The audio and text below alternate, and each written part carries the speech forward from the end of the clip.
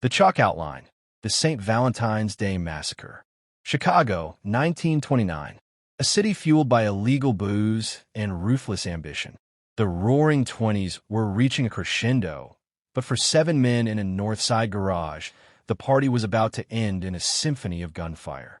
Archival photos of Al Capone and Bugs Moran. Speakeasies, bustling 1920 street scenes. This was the era of Al Capone, the undisputed king of Chicago's underworld. But even kings have rivals. George Bugs Moran, leader of the North Side Gang, was a thorn in Capone's side, constantly infringing on his territory and hijacking his liquor shipments. The tension was a coiled spring, ready to snap. And snap it did, on a cold Valentine's Day morning. The target, a seemingly innocuous brick garage at 2122 North Clark Street.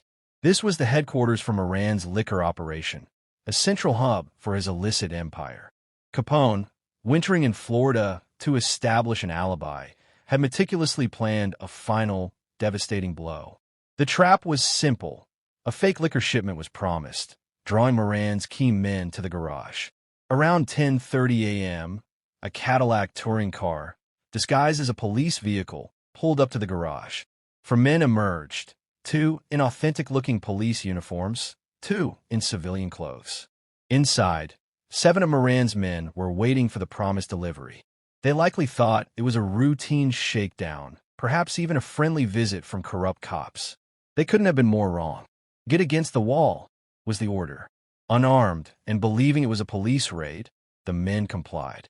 Then, the silence of the morning was shattered by the terrifying roar of 2 machine guns. A Thompson submachine gun and a shotgun. For what felt like an eternity, but was likely less than a minute, bullets ripped through the air, tearing into the victims.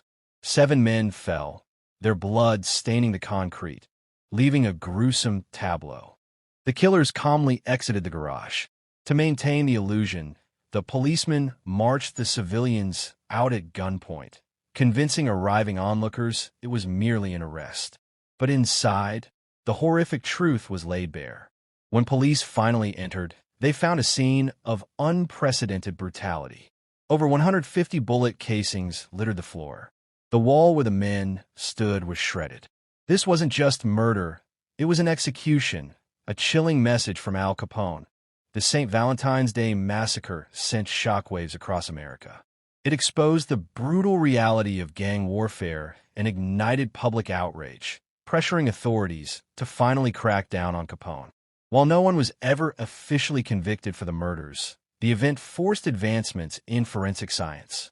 Police had to meticulously catalog evidence, examine ballistics, and reconstruct a crime scene of unparalleled complexity. It became a benchmark for how ruthless criminals operated and how investigations would need to adapt. The chalk outlines of those 7 men, though never physically drawn by police, became etched into history. A stark reminder of a time when the lines between law and lawlessness were blurred, and the ultimate price was paid in a cold Chicago garage. What are your thoughts on this infamous event? Let us know in the comments below. If you found this analysis insightful, don't forget to like this video and subscribe to the Chalk Outline for more deep dives into the science and history of crime scenes.